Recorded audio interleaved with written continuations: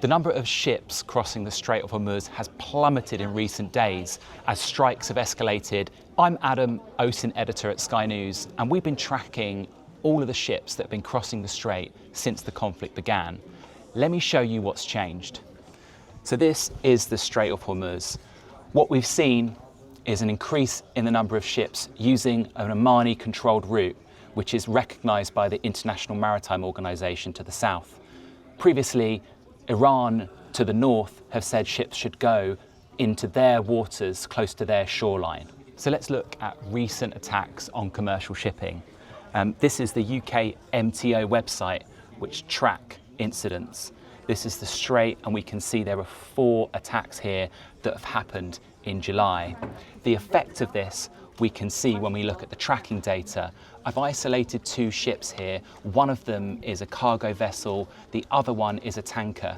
And what we can see them doing is heading towards the strait, and we can see one of the ships turns round, the other one does a few loops before deciding to take the route via Iran up to the north. The other, as far as we can tell, hasn't crossed the strait. Now let's look at the numbers. A marine intelligence firm Kepler has been collecting data on ships crossing the strait. We can see in green here the last week that there's been a massive reduction. This is about 50% from other weeks since the conflict began. The highest number we've had is the end of June, where there was 77 crossings. The tracking suggests another really interesting shift too. If we look at this data, this is the routes that the ships have been taking when they've been crossing the strait. The green is via Iranian waters. The blue is closer to Oman, and that's the IMO suggested route. And the grey here is a dark or an unknown route. If we look at the map, we can see those routes really clearly. This is to the south, the Omani route. This was taken a few days ago.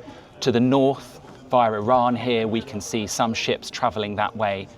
If we look again at the data, in June, the blue line is exceptionally thin. There is very few taking the southern route. It all opened, and when the de-escalation happened towards the end of June, we can see a huge number of ships in blue here that have been taking the Omani route. And then as July went on and the conflict escalated again, we can see the numbers are dropping right off. Till the last few days, there's only been 1 ship that has passed via Oman. We'll keep tracking ships at Sky News passing through the Strait of Hormuz, whether that number increases or they change routes.